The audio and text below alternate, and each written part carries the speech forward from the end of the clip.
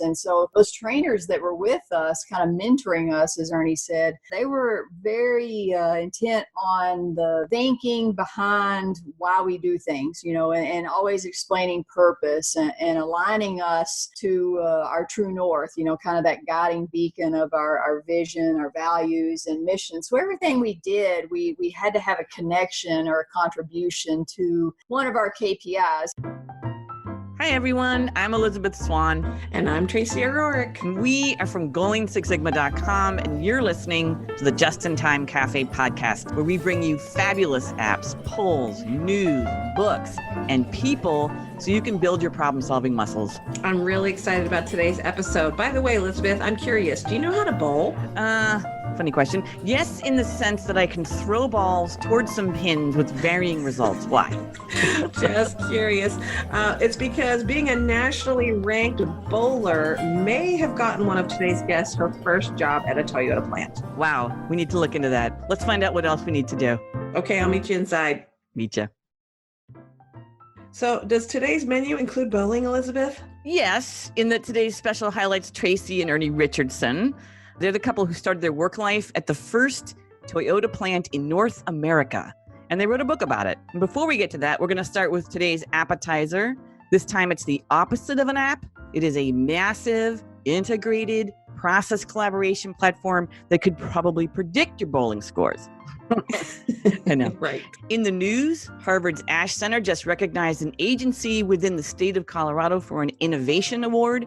And for the printed page, we're going to review Tracy and Ernie's book about their time at that Kentucky plant called The Toyota Engagement Equation, a Shingo Prize-winning history that takes the reader on a journey of learning.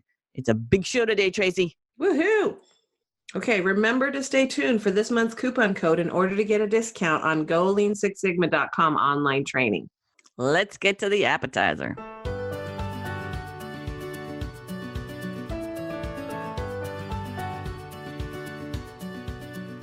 So should we tell them about the software that could probably simulate your bowling game, Elizabeth? Yes. We got an internal email asking us to check out iGraphics as a potential flowcharting software. And we found out it's way bigger than that. This is a departure from our usual discussions of simple apps like the ones we've done before, like Tomato Timer. This is a huge package of powerful software. They definitely have charting and graphing applications. You can create simple flow maps. You could do swim lane maps. I think they call them deployment maps, also called cross-functional maps. They also you can create value stream maps. And that's where they started as a company, giving people that ability to create these integrated maps. But then the customer needs grew them into this fully integrated platform. And that way people can visualize processes and manage them. So it's kind of like this nirvana of visualizing what a company does at every single level. So you can map any given process and anyone can collaborate with you. You can add cycle time, you can add staffing numbers, you can add yield, you could put in any measures of performance that feed into the overarching structure of the company's processes. They use the process classification framework. That's from APQC. That's the American Productivity and Quality Center. They're a great group. So with that, everybody has a common language, and any organization committed to process improvement can methodically document and track the performance of all their processes. They can see the interactions. They can experiment with simulations. They could check the impact of their process changes. Like, what if you cut wait time in half on a process? How would that impact the output? You can run those simulations. I'm still learning about its capabilities, but the idea of being able to see all of an organization's interactions in one place is so enticing. I think it's like process candy. Yes, especially for people like us. So this is definitely powerful. And I think not only is it powerful in terms of developing maps, but the ability for it to make it easy to share and organize, I think is really important. They give you real-time information. Users see the most current data and control how this data is viewed and shared. So you can actually decide who you want to share it with. It promotes web-based visual transparency with flexible access. So not only are they cool tools, they really make it easy to be able to share with other people or not share. And then also, what's really cool is iGraphics automatically organizes historical process documentation. So you can place current versions with their historical counterparts to see exactly what changed between versions, which sometimes I think people, they save the original and then they're like, oh, what happened to the other one? So the really nice thing is they figured that out too. Yeah, they keep adding, they keep upgrading, they keep making it better and more attuned to their customers. And there's work, obviously, that goes into this thing. Like, you got to build those process maps, but the result is such incredible control and ability to manage your processes. It's great. I'm Elizabeth Swan, and you're listening to the Just in Time Cafe podcast. Up next, it's Lean Six Sigma in the news.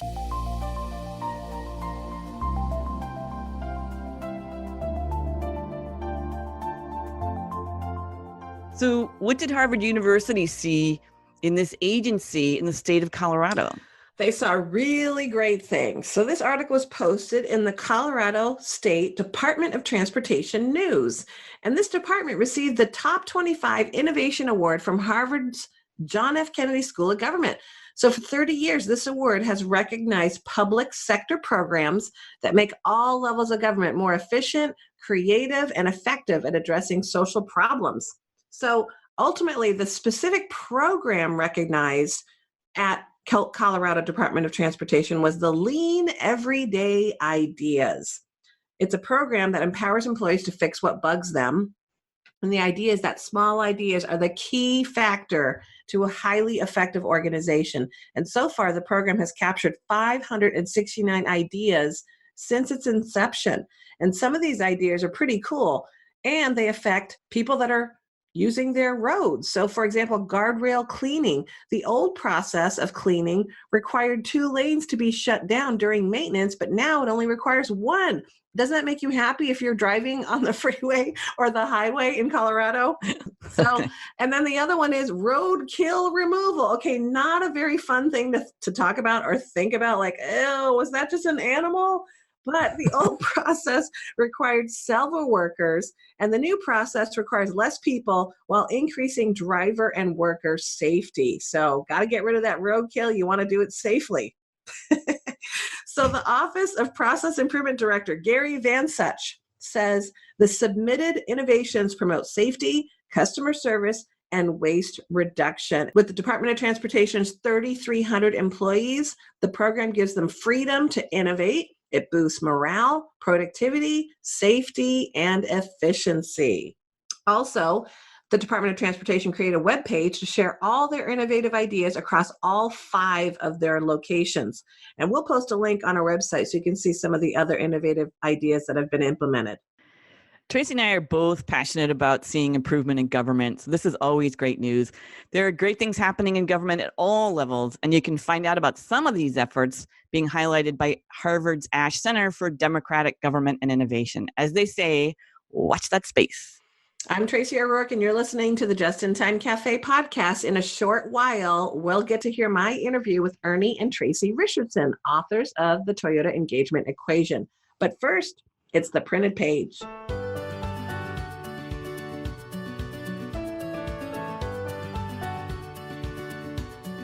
This book is about Tracy and Ernie's time at the Toyota plant, and they were very young. Tracy was just 19 and right out of high school. Is that right, Elizabeth? It's true. Her father told her to put her name into the ring when he heard Toyota was building a plant. And this is a book by both of them, Tracy and Ernie. It's based on their time as employees at the Toyota Motor Manufacturing of Kentucky, which was Toyota's first wholly owned North American operation. Tracy Richardson was, as we just said, only 19. She got a job there, and she and Ernie were employees number 1,428 and 856. And now there are over 350,000 Toyota employees in North America. Jeez. They were right in there so early. So they wrote a book in a way to get across their experiences, how they learned from their Toyota mentors, the mistakes they made and how they came to be part of this culture. And the culture is almost a full character in their book, which is fascinating. They share their mistakes, their moments of clarity. Early on, Tracy describes the servant leader model. It was okay for leaders to be only one step ahead of the learners, and they embody what she called this "I work for you" mentality.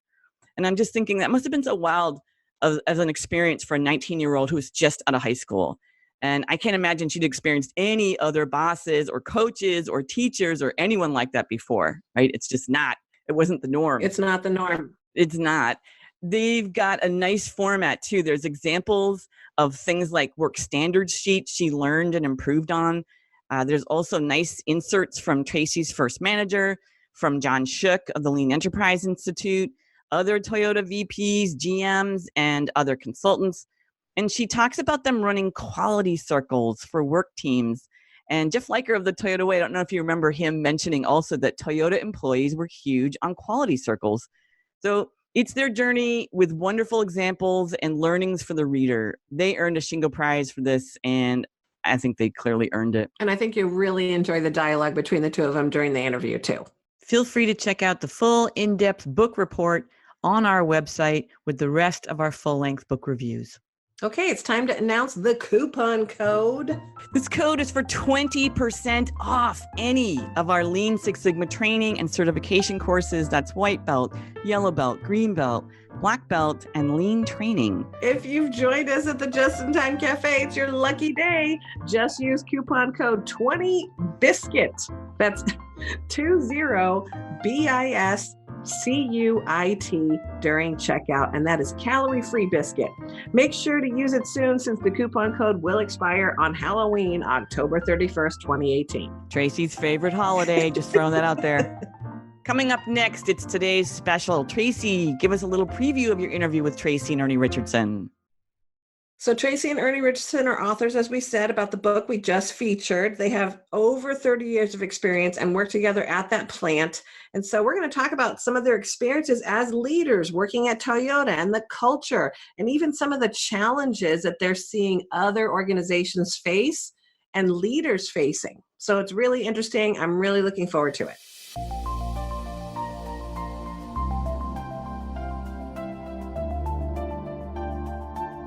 You're listening to the Just in Time Cafe. I'm Tracy O'Rourke, and joining me today is Ernie and Tracy Richardson, authors of the Shingo award-winning book, The Toyota Engagement Equation: How to Understand and Implement Continuous Improvement Thinking in Any Organization. Welcome, Ernie and Tracy. Thank you very much. We're glad to be here. Yes, absolutely. What an honor. How is the weather in Florida today? Actually, it's in the mid 80s, and we may have a little pop-up thunderstorm, which is pretty normal for this time of year. So it's pretty good, actually. Yes. Good. Well, before we get started on our interview, let me tell you a little bit about Tracy and Ernie. Tracy Richardson is president and co-owner of Teaching Lean Incorporated and has over 29 years of experience in Toyota methodologies, including Toyota business practices, problem solving, quality circles, Toyota production system, Toyota Way values, culture development, and many, many more. Prior to Teaching Lean Incorporated, Tracy was in management for the plastics department at Toyota Motor Manufacturing in Kentucky for 10 years. Ernie also has over 29 years of experience. He was hired at Toyota Motor Manufacturing in Georgetown, Kentucky in 1988 as a production team leader in assembly department axle area. He has manufacturing and human resources management, which allows him to see cultural dynamics in organizations. And he is certified in the Toyota Way, Toyota business practices, and strategy deployment, HOSHN, and more. He joined Teaching Lean as co-owner after his retirement from Toyota in February of 2013. Both Ernie and Tracy are faculty members at the Lean Enterprise Institute and work with several different colleges with their Lean curriculums. They both teach at Ohio State University, helping to facilitate the Master Business Operational Excellence program. Wow. There's a lot we could probably be talking about here with them, but we're going to talk mostly about their book, The Toyota Engagement Equation. So tell me, Tracy and Ernie, can you tell us a little bit about the book so that our audience has a good understanding in case they haven't read it yet? Yes, absolutely. So we had the thought about this book. It probably goes back to the mid 2000s, maybe around 2006, 2007. I had an idea that, hey, how can I share my learning journey, kind of from, the early stages of starting at TMMK. I was 19 years old. And so I had this path, from the hiring process all the way through, getting into management 12 years later, from a late 80s perspective and into the late 90s. And so how do you walk someone on that learning journey? So I started thinking this could be a book.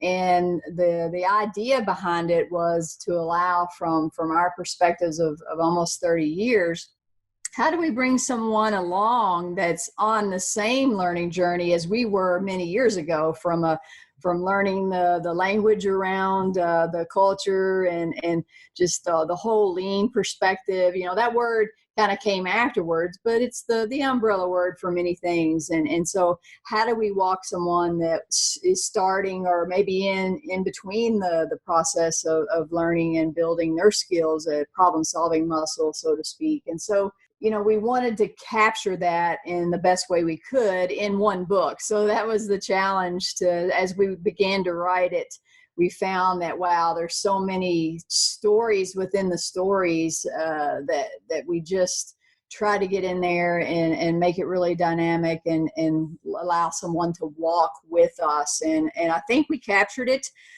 We've had a lot of good reviews around it, and folks telling us, we were right there with you.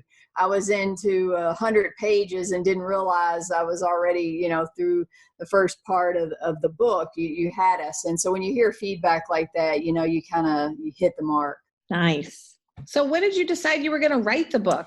So we had, I'll call it kind of puzzle pieces. We had sections of it. And probably in 2014, I started realizing, hey, the chapters, I think, are here. We just need to bring it together. So I talked with a friend and colleague, John Miller, at the Gemma Academy, and another friend who wrote The Lean CEO, Jacob Stoller. And so we just had some conversations about, how do we begin to put this together? Because I love to blog. I love to be on social media. But writing a McGraw-level skill book was probably a little bit out of my comfort zone. So worked with Jacob, and we kind of started putting the chapters together. So the end of 15, we got the contract, and I would say the last part of 15 and the entire year of 16, we were writing in between our travel and work schedule. So we had a lot of long days back and forth, what our Japanese trainers would call nimawashi, which is getting consensus back and forth, kind of bashing drafts, if you will. So sometimes very late hours. And so I would say to get it into its final state, it was a really intense 12 months getting that information and interviews with everyone. I think, Ernie, you can probably speak a little to that as well. Yeah, it was, when I left Toyota, the idea for the book was kind of, for me, it was to be a handbook for folks to be able to just have it, not necessarily read it and put it on the bookshelf, but something that they can use ongoing. Hey, I remember that. Let's go back to that chapter and look. And I think as I started working with Tracy, we started seeing the need for, people to be able to have something they can refer to ongoing, and there's obviously some really good books out there that they can use right now, but we wanted to add to that. And as we talk about taking the journey, we wanted people to understand part of the culture piece at where we worked at Toyota wasn't something that, hey, you just went in and you got the culture. It was something we had to work on constantly. And so I think the book helped us bring out the message of, it's a journey, not a destination. And I think that's really what we're trying to shoot for. Nice. Very nice. So you have a couple of really great pieces in the book, and one of them is your journey in becoming leaders. Both of you were leaders. You have a lot of experience working at Toyota for a number of years and leading groups. And so what would you say were some of the greatest lessons that you had in becoming a leader at Toyota? So for me, it was I'd heard about Toyota before I went to work there, and I'd done some research about, what was their culture about. I really didn't understand it so much until I got there. And the focus of being, it's the results are important, obviously, but it's the process that we want to continually improve to be able to predict the results. And then as you start looking, it's very different than where I'd worked at before, of looking at, the results are what dominates everything or what dictates everything. And then the method they were training us in, and even when I went to Japan, I think I tell this story in the book about, I went to Japan my first time and they put me on the line working, and I thought, wow, this is crazy, man. I'm working myself to death. And I really didn't understand the purpose of that till a few years later when I was promoted a couple of times when it was a different position. And it really wasn't about working, it's about understanding what your people are experiencing. And so the biggest aha for me was it was about continuous development of people. And really, when I went into Toyota, I was thinking results and how do we get results, and we'll get them any way we can. And really quickly, I was being trained of the results are important, but let's get the results through improving people and improving process, not the other way around. And we always kind of talked about, are the results managing you, or are you managing them? And the aspect of, if I'm always reacting to the results, then they're definitely managing me. If I can predict the results, then I'm managing them. And so that was a big culture shift for me from my previous jobs that I had. What about you, Tracy? Yeah, so I came in, I was going through the hiring process at 18, and in 19 I was hired on, and, so it was very green, so to speak. And, you walk in and there's just huge plant and, lots of things happening, very visual, you have the end-ons and things. And we were in our startup phase, so we were kind of leading and learning with our trainers as we were going. They were kind of getting used to American culture, our ways, and vice versa. So, to have, I think at such a young age, and I didn't have a lot of preconceived notions. I was pretty much sophomore in college when they brought me on, so I had that decision to make. But what I didn't know internally was, the Toyota Institute and the University of Toyota had an internal curriculum for us. And so those trainers that were with us, kind of mentoring us, as Ernie said, they were very intent on the thinking behind why we do things, and always explaining purpose and aligning us to our true north, kind of that guiding beacon of our vision, our values and mission. So everything we did, we had to have a connection or a contribution to one of our KPIs. So in the early days, we were making those connections, we were determining our measures, and standardization, I think, was key. We didn't realize, how important it was until we, started creating our processes and making our trial cars the importance of standards. Because when we improve something, if we didn't have the standard, we didn't know our measure. So, or how it got better, into measuring that. So I think with the trainer influence and with our curriculum core content that we had to take before we became leaders, they kind of had what was called you had to demonstrate knowledge. You had to prove, the roles of a leader through that demonstration. And so they would watch and always ask, Tracy-san or Ernie-san, why are you thinking this way? Please explain your thoughts. And so I think the essence of the Toyota family, the just-in-time and the Jidoka, building in quality into people, into processes, I think was the essence of everything that we did. And so even with tools like the A3, we never really saw the A3 paper until a little bit later. It was probably a year and a half before I ever was exposed to the paper, the tool itself.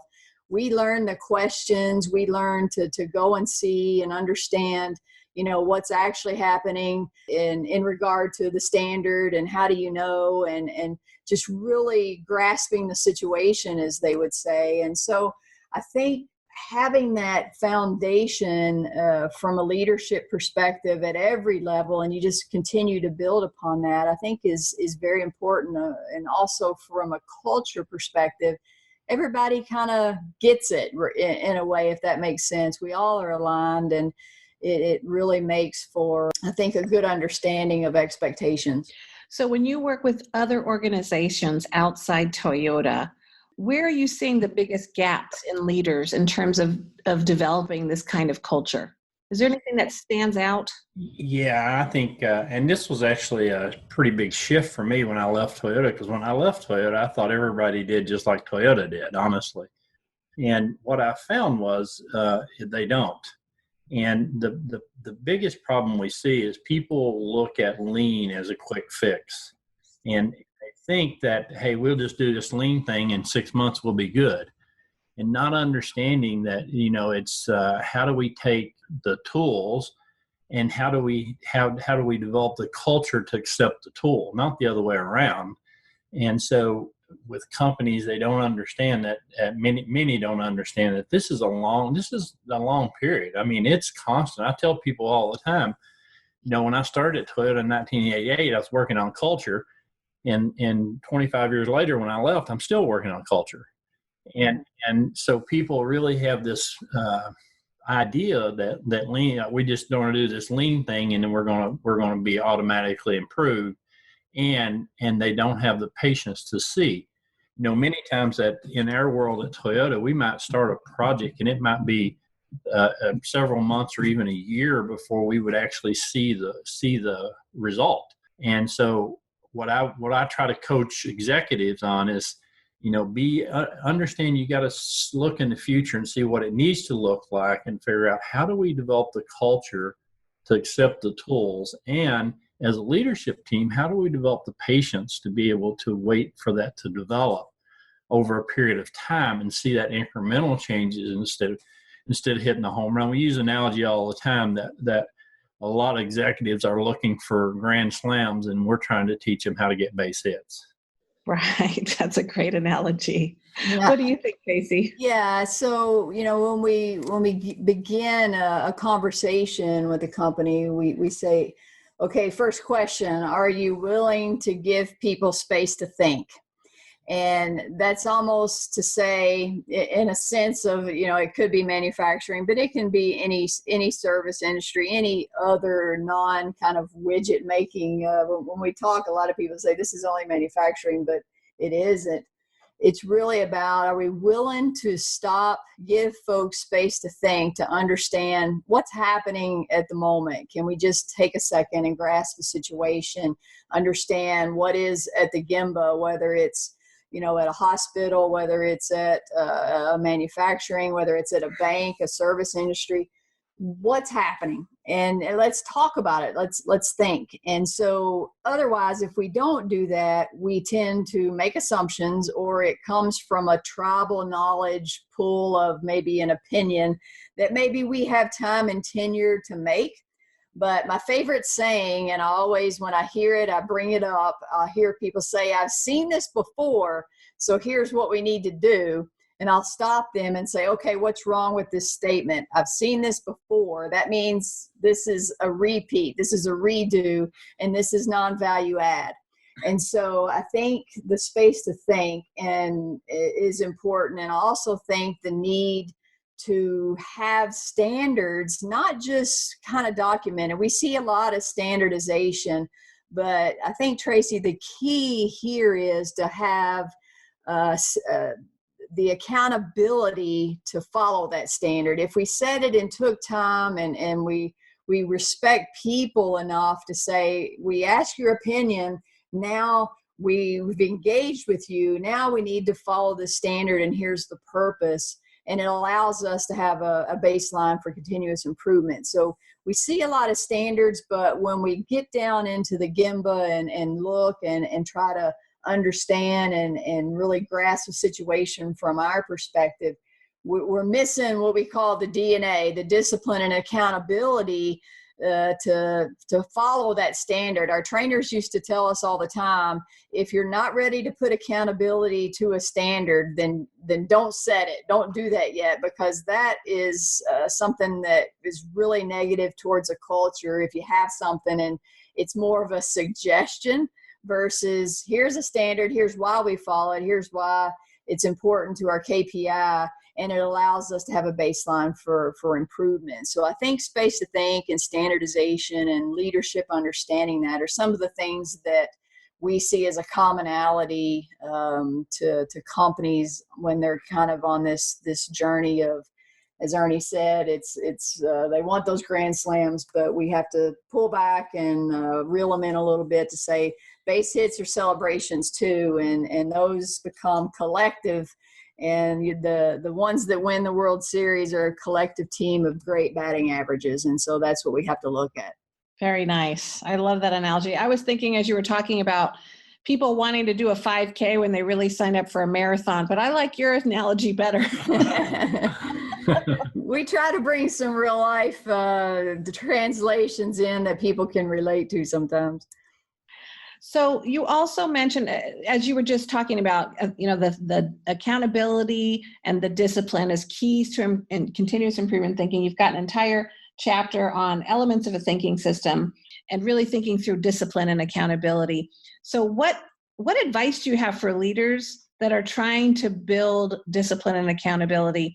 And when I ask that, I have seen some management folks that they're a little anti-conflict, and discipline and accountability in their mind means that they have to slam the hammer, right?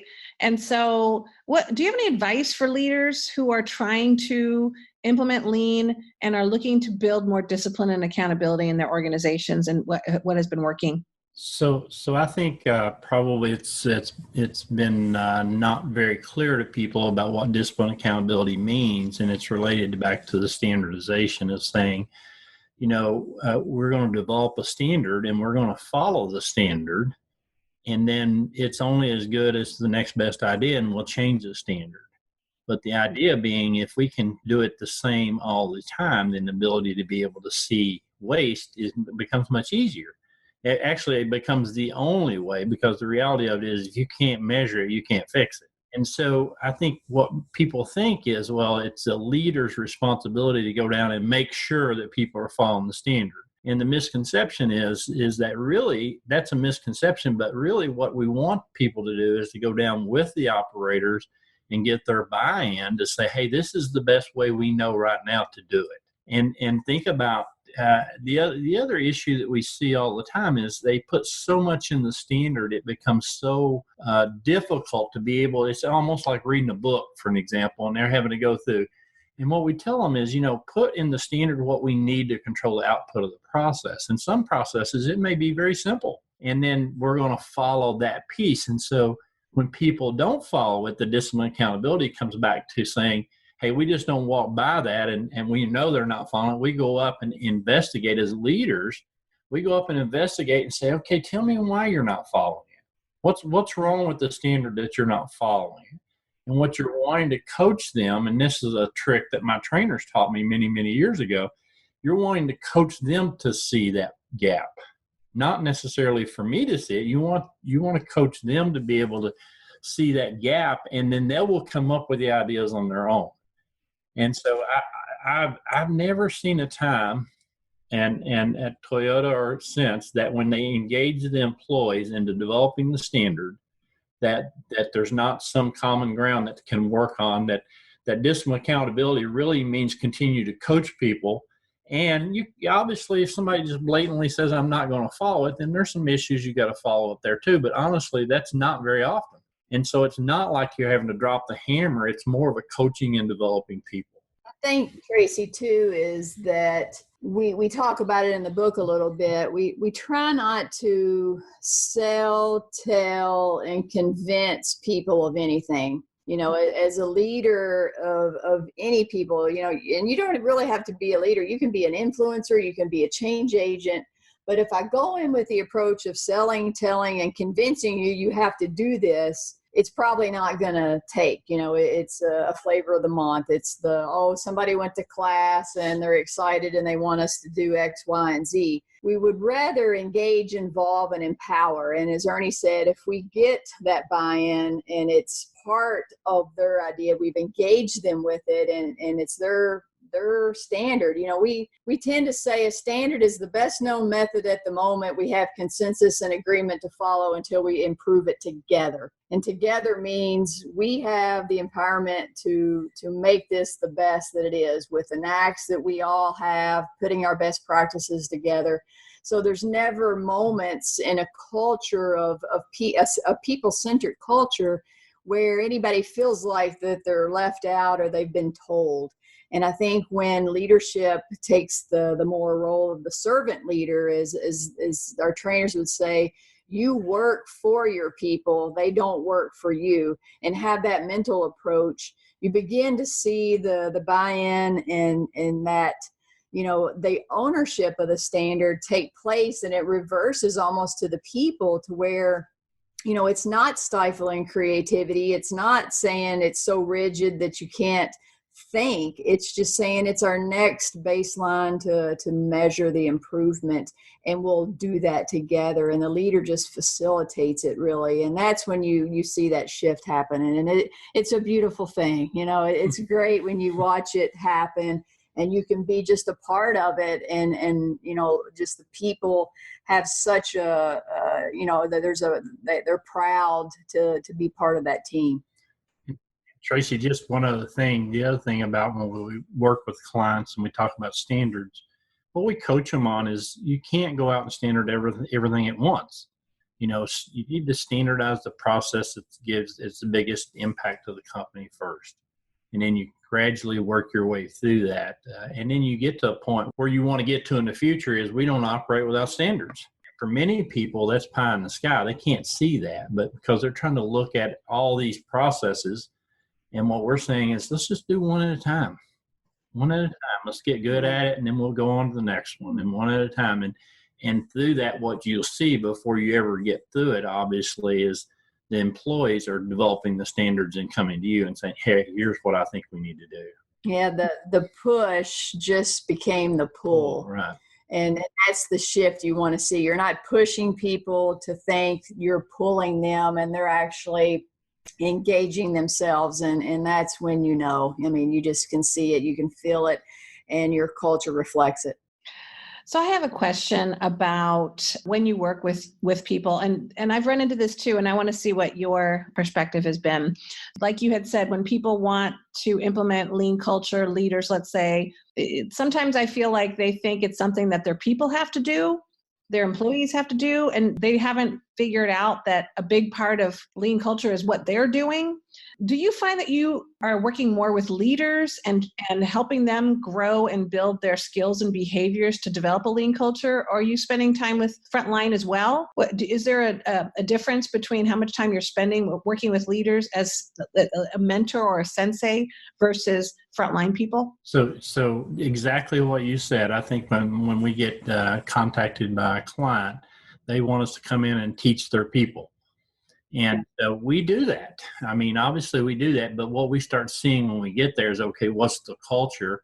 And then we start going upwards in the organization. And I'll give you a story about a recent trip that we had where we went to, quote, teach their people. And when we got there, they were actually doing a gimbal walk. So I asked them, hey, can I go along with you on the gimbal walk? And so, of course, they were pretty excited about me going with them. And so we went out and spent about 45 minutes in the manufacturing area, and they were going back and forth to people all the time. So we come back and we sat down, and they said, well, what did you think? And I said, okay, explain to me, what value did you add? And they looked at me like I was crazy. I said, now explain to me, what value did you add by going out there? You went out and solved problems for people. Okay, did that increase the value, or did you take away from the value? And so they all said, well, we increased the value. And I said, yeah, think about this. Now, when's the only time problem solving is going to occur? It's when you go to the floor. And so the reality of it is, what we were coaching them into is to say, and I will, this is a difficult transition for a lot of leaders, saying, as a servant leader, when you go to the floor, your job is really not to fix problems. It's to break down barriers for other people to solve problems, and to train and develop the people that you're going to see and the people that's going with you. And so people really struggle because the leaders, they want to go out and fix things immediately. And so what I will tell you is to answer the first part of your question is, if you don't have leadership that's on the culture shift, I think the success rate is very limited. And so we can talk about, hey, let's go train our employees all we want. It's important to do that. Don't get me wrong. But as leaders, we need to be understanding that what is their role, and what do I need to do different? And sometimes that's a hard transition, even if it's a small step. And where we really see the big benefits when the leaders actually come and sit down in the class with the team members. And they get the same kind of information that we're feeding. And they actually, what we typically will see is before the end of the second or third day, depending on how long we're there, they're actually standing up and starting to practice some of those culture shifts that we already want to see. And so that's really, I think, a real positive that we do see when the leaders actually participate. Yeah, we tend to, a lot of folks will say, hey, I'm in the middle, middle management, and I'm responsible for X amount of people. And then there's people above me that are having expectations from me.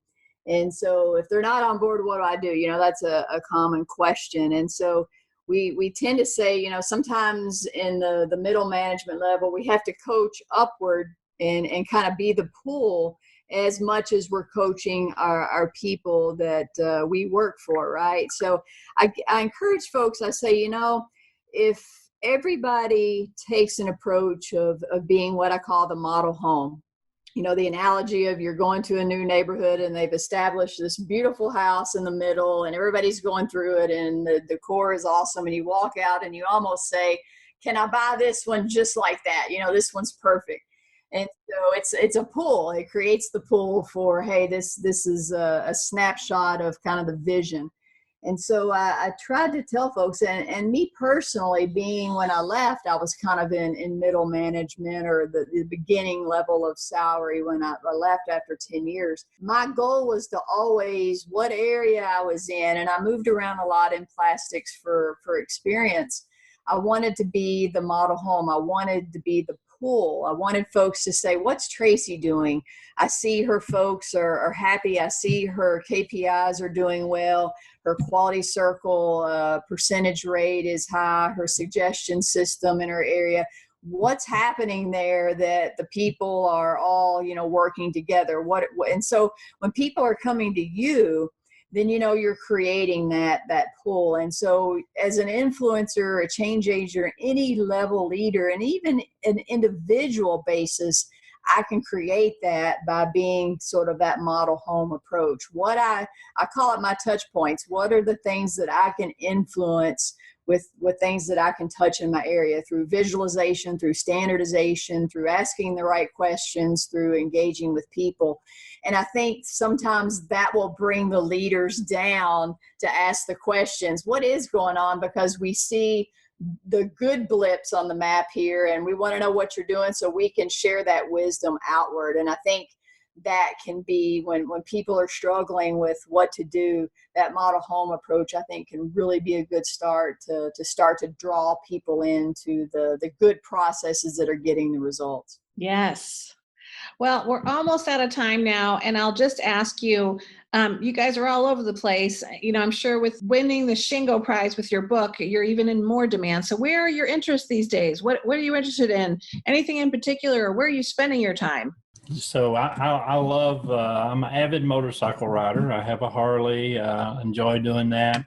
One of our special trips, though, in the last year is actually we got to go to Jerusalem and Israel and spend 2 weeks. And so we were pretty excited about that. So, and another one of my goals is to visit all the states in the United States. And so I'm down to 3. And so we do like to, as crazy as it sounds, we do like to travel personally occasionally, but love motorcycles.